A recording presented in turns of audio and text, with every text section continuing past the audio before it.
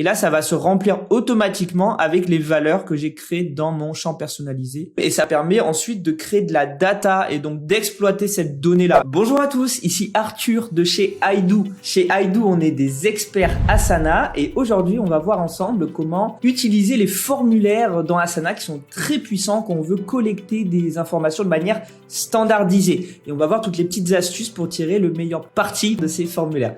À tout de suite. Et voilà, nous revoilà dans Asana. On va aujourd'hui créer un formulaire vraiment depuis zéro. Donc tout d'abord, on va créer un projet. Souvent, quand on crée un formulaire, on crée un projet spécifique. C'est important parce qu'en fait, on va vraiment structurer tout le projet autour de la collecte du formulaire. Donc ça peut être utiliser les formulaires pour tout type de processus de demande entrante en fait. Du ticketing, des demandes d'inscription, du service client, finalement tout ce qui est un processus de demande, peut-être qui à l'heure actuelle est un petit peu chaotique, qui arrive différents canaux, etc. Vous n'avez pas forcément les bonnes informations. Dans Asana, on va standardiser ça à travers un projet et un formulaire dédié. Vous allez voir comment ça marche, c'est très pratique. Donc, comment ça fonctionne? On crée d'abord le projet et ensuite on réfléchit à la structure du formulaire avant de créer le formulaire. Pourquoi on réfléchit avant? Parce qu'en fait, on va créer des champs personnalisés avant.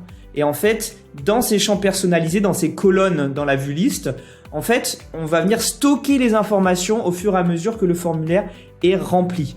Donc par exemple, si moi je veux faire un truc lié à une demande de support par exemple, je vais faire un truc qui va s'appeler, je sais pas, par exemple, urgence. Je vais appeler ça urgence.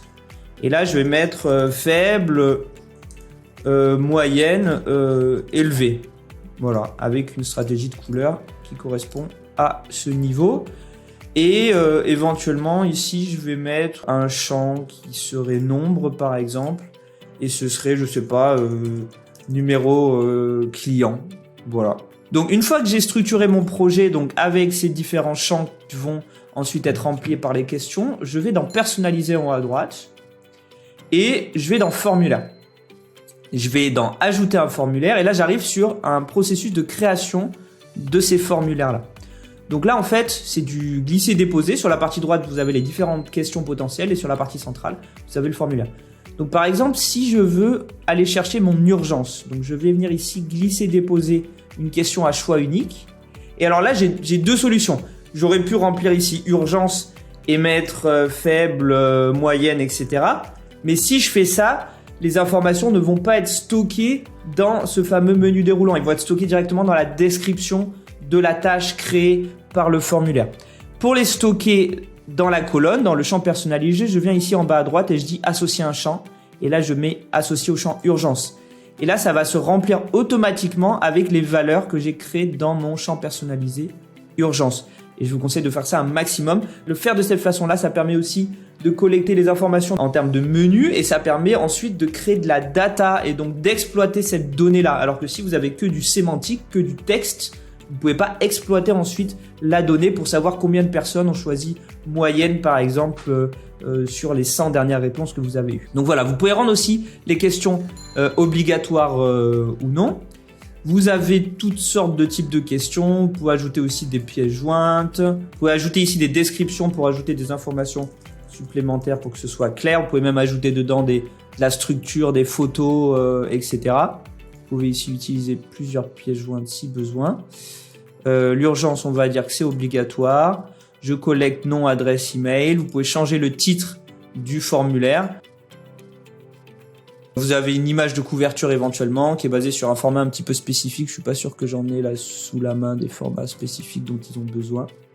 Je vous laisserai un petit peu tester de votre côté. Donc voilà, une fois que vous avez créé votre formulaire, donc soit avec des questions qui vont aller dans des menus, soit des questions qui vont aller en description. Par exemple ici le nom, ça va aller ici, on le voit en description de la tâche. Alors que l'urgence, ça va aller dans le champ urgence. Je mets aussi mon champ nombre, j'avais dit c'était le numéro client ici. Et ça, je l'associe au champ numéro client. Voilà. Et j'ai dit qu'il est obligatoire, pourquoi pas. Et ensuite, on retrouvera dans la partie configuration, mais je vais d'abord vous montrer à quoi ça ressemble. Donc là, j'ai fait ce premier formulaire. Je clique sur terminer ou pas d'ailleurs, parce que c'est sauvegardé automatiquement à chaque fois que vous faites des changements. Et là, vous avez un lien en haut à droite ici, copier le lien. Et vous allez retrouver ce lien aussi, ici sur la partie droite de l'écran, au niveau de votre formulaire, vous retrouverez le lien. L'outil vous propose aussi de partager ce formulaire à des personnes directement dans Asana en créant une tâche pour elles.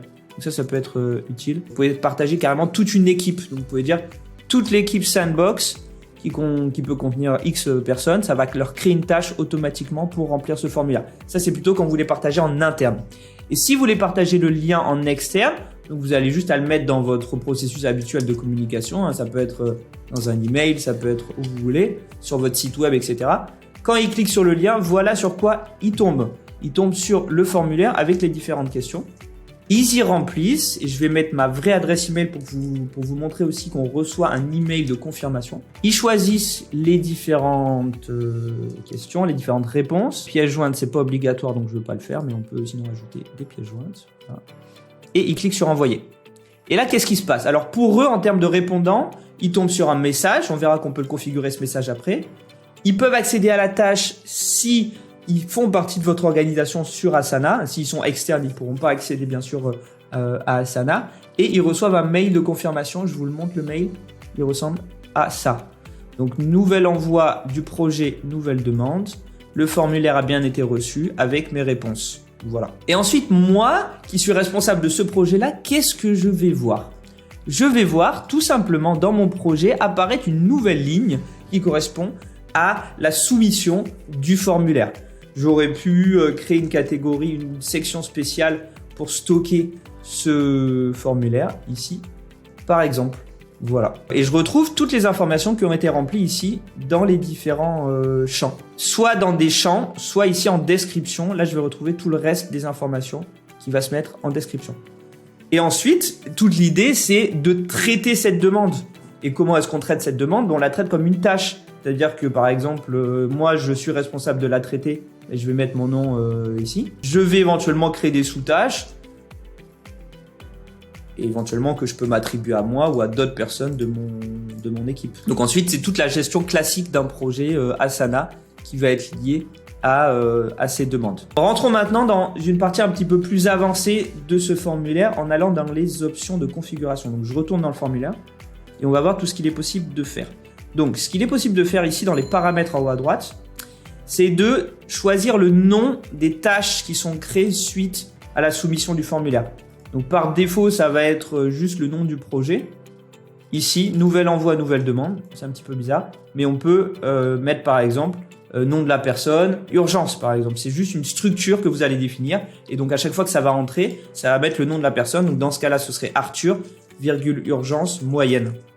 Voilà, mais c'est à vous de trouver en fait une structure de nom qui est parlante. Ça aurait pu être aussi numéro client. Et donc le formulaire serait entré avec ce titre-là. Ensuite, qu'est-ce qu'on peut faire? On peut choisir un responsable par défaut de la tâche. Là, par exemple, je me suis mis en responsable, mais on aurait pu dire que c'est tout le temps Alan, voilà.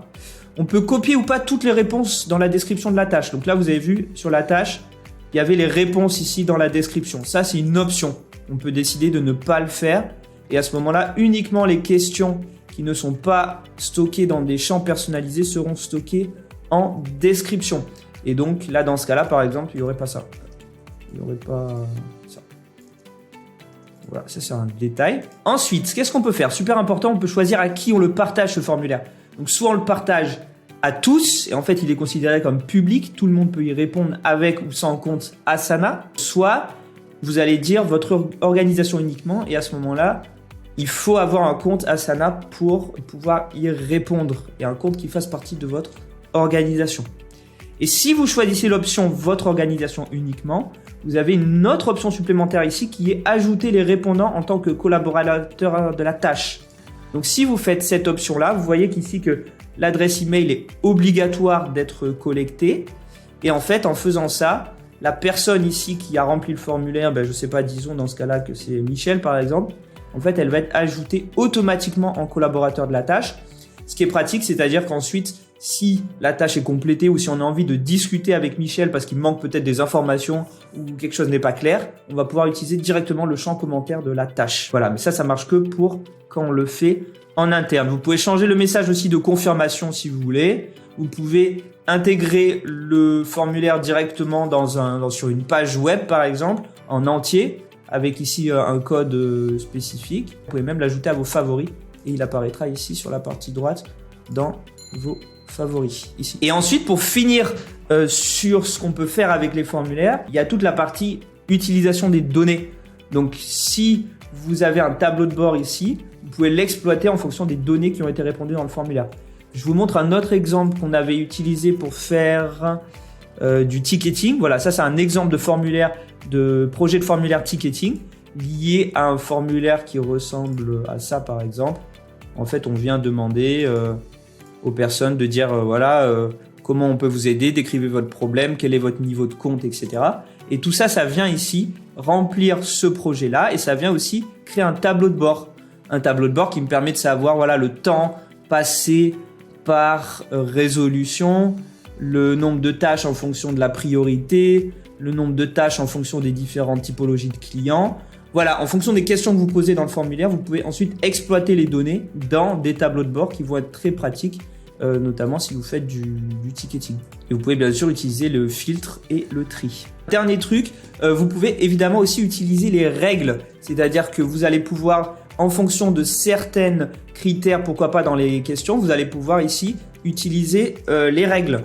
Donc par exemple, j'aurais pu dire si ça arrive avec une urgence élevée, je le mets tout de suite dans urgent. C'est juste un exemple.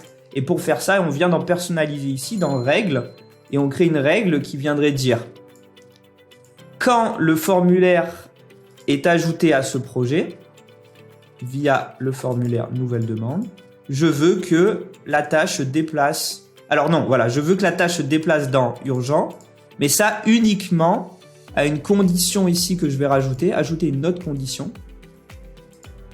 Et, donc il faut que ce soit les deux, et la condition c'est si l'urgence est élevée. Voilà.